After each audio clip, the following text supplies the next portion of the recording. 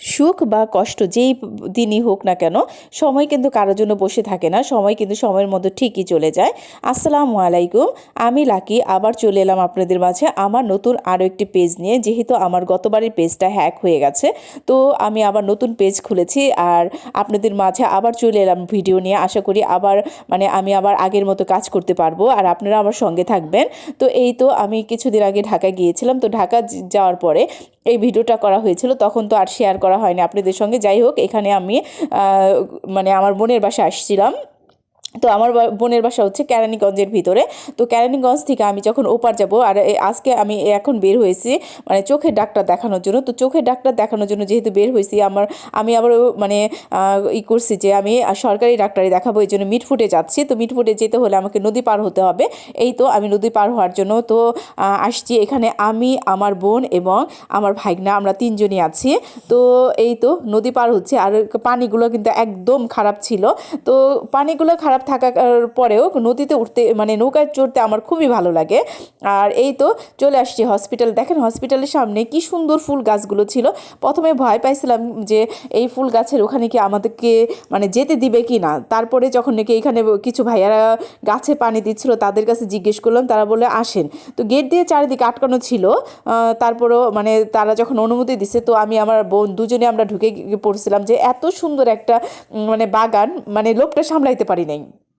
তো এই তো আমার দেখেন আমার চারপাশে একদম ফুল গাছ দিয়ে ভরপুর। তবে এখানে আমি পান গাছও দেখতে পারছিলাম। যাই হোক, যখন হসপিটালে আসার পরে এমন একটা সিন দেখা হয়, তখন কিন্তু মনটা ভালো লাগে। আর হসপিটাল মানেই কিন্তু একটা আতঙ্কের মতো, তাই না? হসপিটালে আসলে কত মানুষ সুস্থ আসে কিন্তু ফেরত যায় একদম মৃত হয়ে।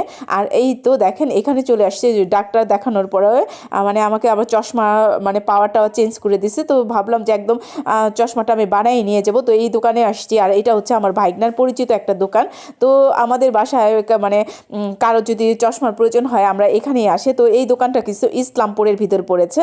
যাই হোক, আমাদের কাছ থেকে ও কিছু কমই চশমাটা বানানোর অর্ডারটা নিল।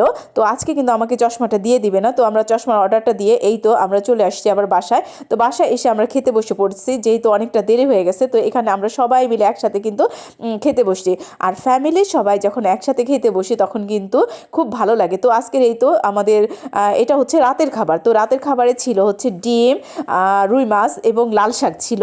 তো এই তো আমাদের ফুল ফ্যামিলি আমরা বসছি এখানে। আমার ভাগ্নির ছেলে, আমার বোন, আমার মা, আমার ছেলে, আমি, ভাগ্না, সবাই মিলে একবারে গোল হয়ে বসে এখানে আমরা খেতে বসছি। তো এই তো দেখেন, তো আপনাদের মধ্যে কে কে সবাই মিলে একসাথে খেতে পছন্দ করেন, অবশ্যই কমেন্টের মাধ্যমে জানাবেন। আর এটা হচ্ছে আমার ভাগ্নি। তো ভাগ্নি আমি কিন্তু সবার ফেস প্রথমে নেই, যেহেতু ওরা অ্যাগ্রি করলো যে নেওয়া যাবে, তখন আমি ওদের ফেসটা নিলাম। আর এটা হচ্ছে আমার ছেলে, খুবই দুষ্টু একটা ছেলে, সারাক্ষণ তার মামার সাথে দুষ্টুমি করতেই থাকে। দেখেন কি সুন্দর ওরা দুষ্টুমি করতেছে। আসলে প্রত্যেকটা ফ্যামিলিতে এই ধরনের বাচ্চা থাকা কিন্তু প্রয়োজন, কারণ বাচ্চাদের না থাকলে কিন্তু ফ্যামিলির ভিতরে যে একটা আনন্দ, সে আনন্দটা থাকে না। তো এই তো আমাদের আজকে রাতটা কেটে গেল। তো ভালো থাকবেন, সুস্থ থাকবেন, আমার নতুন পেজটাকে ফলো দিয়ে আমার সঙ্গে থাকবেন। আল্লাহ হাফেজ।